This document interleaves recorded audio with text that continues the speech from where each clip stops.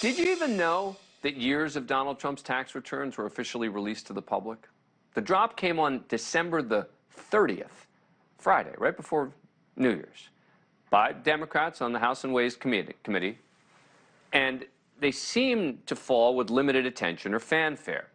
And so I wonder now, more than ever, why they needed to actually release the returns themselves. What have we learned from the release of his personal returns that made it so important that, for example, summaries were not enough? It had to be his actual tax returns.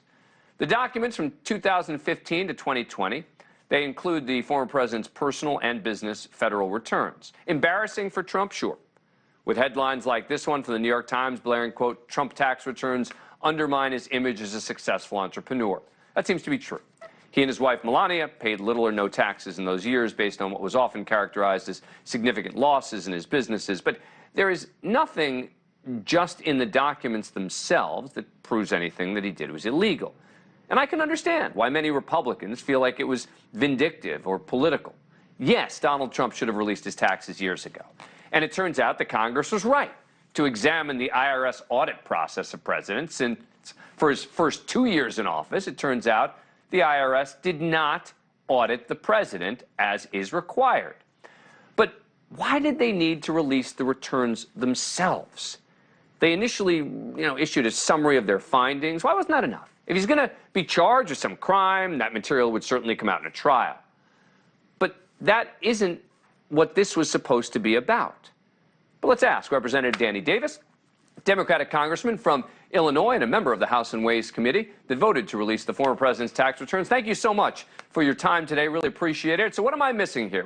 Why did the Democrats, the public at large, need to see the actual returns?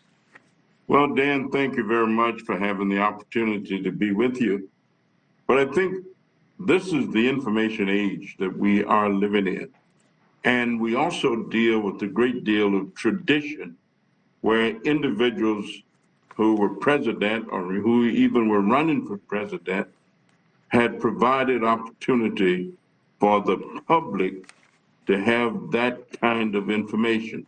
Not that anybody was expecting to do anything to the president because the information had not been given, but the law said that we had an opportunity and a right to see it. We applied for it, and ultimately, it was in fact released, and the public got an opportunity to do what the public need to do, and that is to know. So should the new standard then be any president or maybe presidential candidate, but president for certain, who decides they do not want to release their taxes, that Congress should then release them? I do, in fact, agree that they should. I mean, serving in public office is a sacred trust, and there are things that the public need to know, ought to know, and we have a responsibility to give it to them and to share it with them. That is one of the real essences of democracy, and that's a democratic principle that we all say we agree with, we defend. We say that the public should be the boss. And so if the public does not have the information, then it cannot make certain decisions with the level of intelligence that they need to have. Look, I want to be clear. I'm in favor of transparency. I've said before, I think that Donald Trump should have released his taxes in the first place. But I guess I think that this gives ammunition to those on the other side to say, look, they clearly made it personal. They clearly decided they wanted to target personally Donald Trump. And if you just released summaries, maybe you wouldn't have had that, no? Well, we would not have had it, but the public has to have confidence in its systems and must believe that they're going to actually work. And so if precedent has been set, then they obviously would expect others coming along to do the same thing.